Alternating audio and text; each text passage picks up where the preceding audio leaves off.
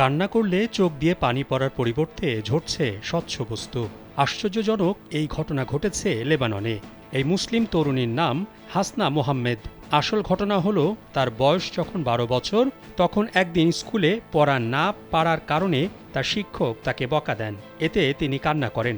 এ সময় তার চোখ থেকে পানির বদলে স্বচ্ছ কাচের মতো বস্তু পড়তে শুরু করে।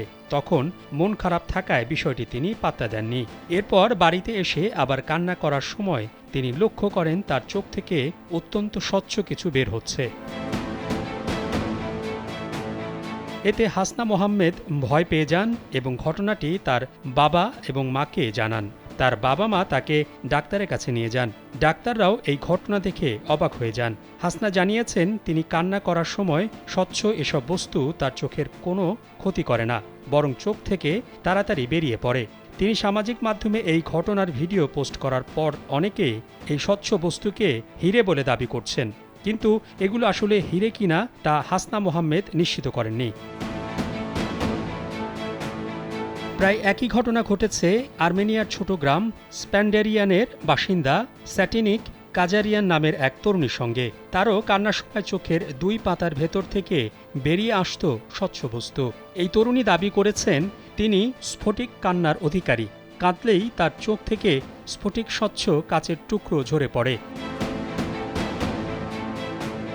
এখানে একটি বিষয় বুঝতে হবে, স্ফটিক দেখতে হীরের মতো স্বচ্ছ হলেও এদের আণবিক গঠন এবং রচনার মধ্যে পার্থক্য আছে।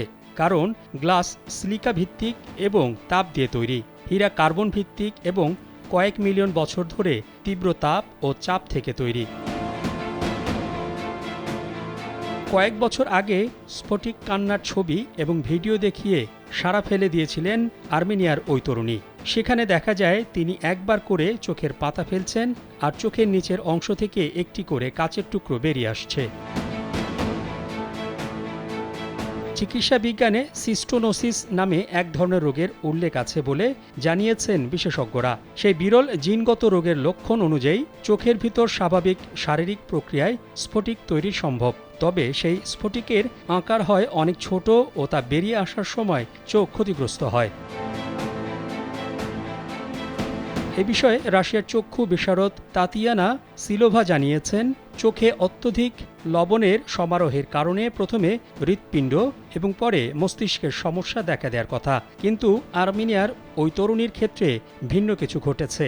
তবে যুক্তরাষ্ট্রের ক্যালিফোর্নিয়া বিশ্ববিদ্যালয়ের চক্ষু বিশেষজ্ঞ ইভান স্কোয়ারের মতে, কখনো কখনো শরীরে উপযুক্ত পুষ্টিগুণের অভাবে চোখের পানি স্ফটিকের আকার নিতে পারে।